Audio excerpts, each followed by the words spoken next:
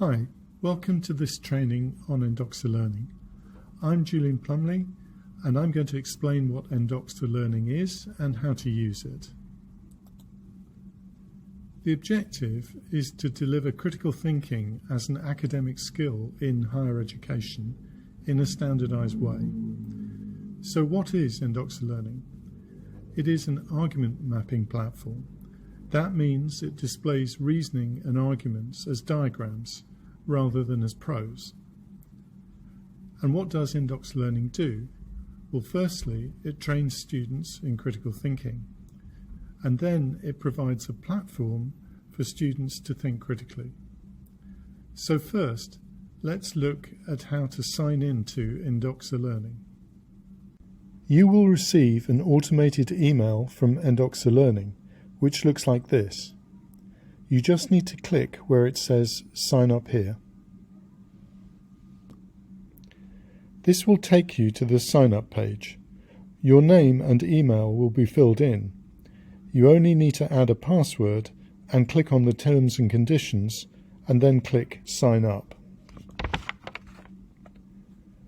This takes you to the Endoxa Learning homepage. It is a good idea to allow your browser to remember your password so you don't need to sign in every time. This is the URL for the homepage, app.endoxalearning.com. You can also bookmark this in your browser. So let's have a look at the Endoxa Learning homepage.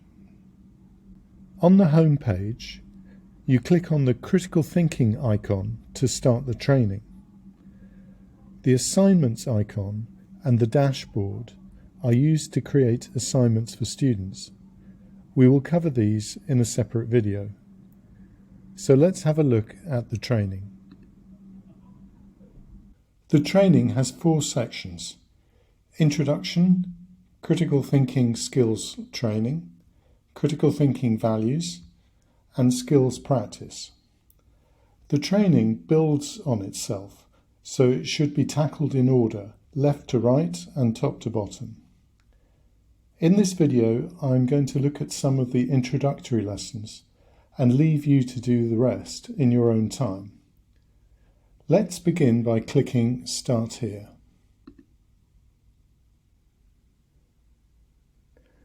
So let's click on the Getting Started lesson. This is the first stage of this lesson. The lesson stage numbers are at the bottom. There are breadcrumb links at the top so you can navigate back. On every stage, instructions appear here in the bottom left. You click Next to move to the next stage. Endoxa Learning displays arguments using diagrams called argument graphs. Here is a simple example. But before we look at that, we're going to look at zooming and dragging the diagram. So I'm going to play this video to show you how.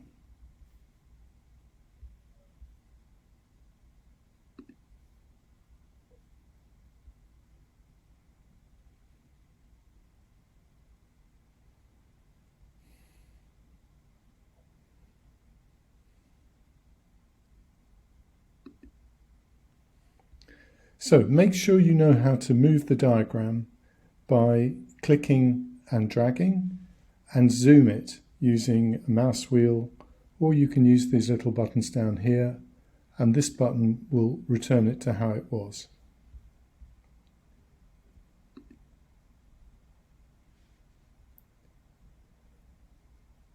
The statements at the top of the argument graph are the premises.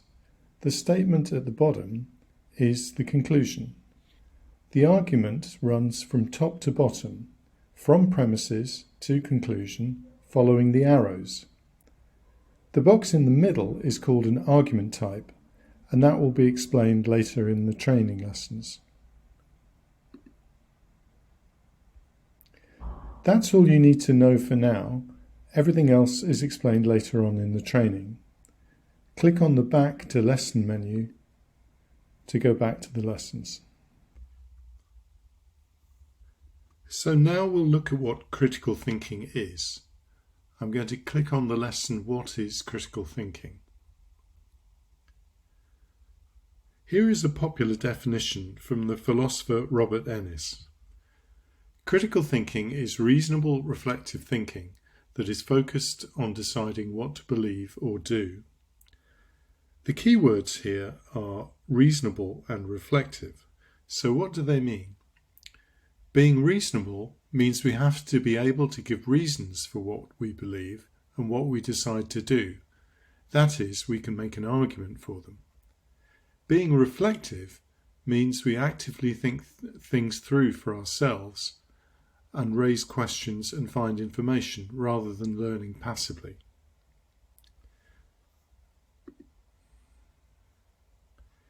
Here is a little quiz to check understanding. Endoxa Learning trainings contain a lot of quizzes and tasks. So, thinking is reasonable when we give reasons for what we think. An argument is reasons set out in a way that makes sense. This is, of course, the academic meaning of argument. It's important that students can distinguish this from the common meaning. Thinking is reflective when we think things through for ourselves.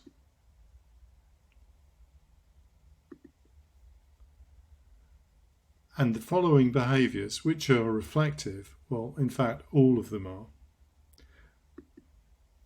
You'll learn much more about this in the section on critical thinking values.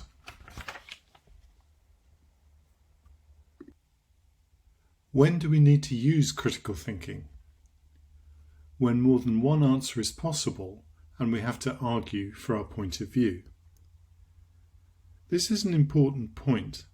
Lots of good thinking isn't critical thinking.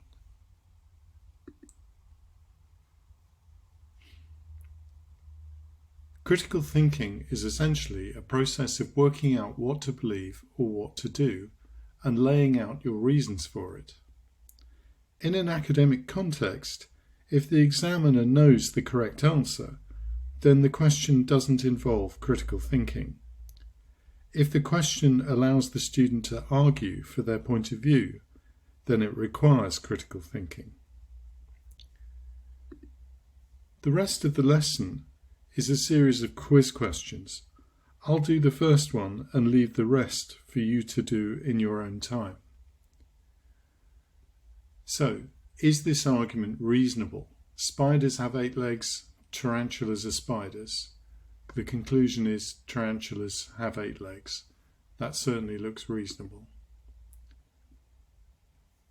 It is reasonable because the conclusion follows from its premises.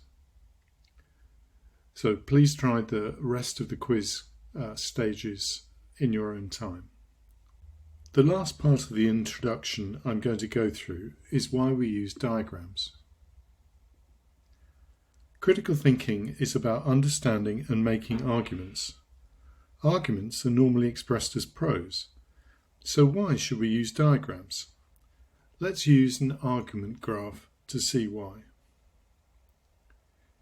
These are 2 of the main problems with argumentative prose.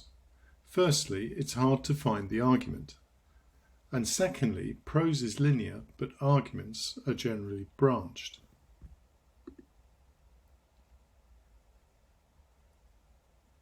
And this is why argument graphs are better. Argument graphs show the argument and hide other information.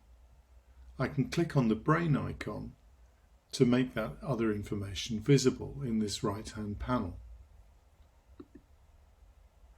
Also, argument graphs show the structure of the argument.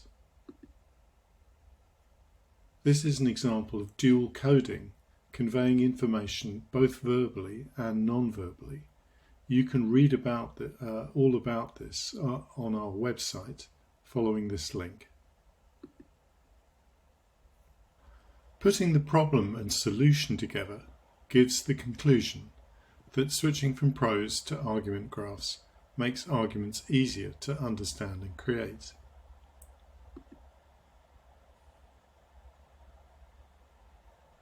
And here we can see the entire argument graph. It shows the argument very clearly, and it also makes its structure visible. Let's look at a couple more examples very briefly.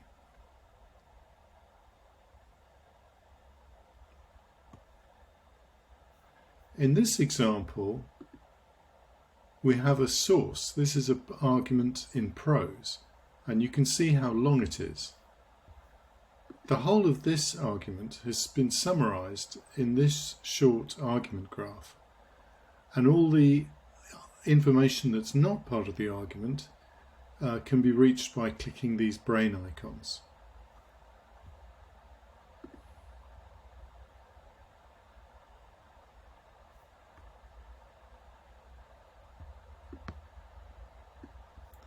In this example, again, we have a source document which shows the argument in prose.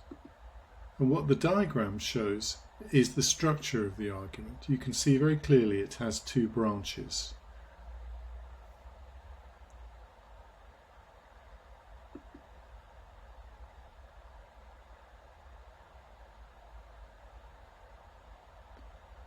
Argument graphs are succinct and structured, making it very easy to understand and analyze argumentative sources. It's also not possible to lose the thread of the argument or to waffle in an argument using an argument graph, because the argument is always in front of you. So argument graphs keep students thinking clear and precise. Please do go through these introductory lessons in your own time and do the exercises in them. Once you've done that, you can tackle the rest of the critical thinking training and start with the skills training and then the values and then the skills practice. That's the end of this video introduction to Endoxa Learning. Thank you for listening.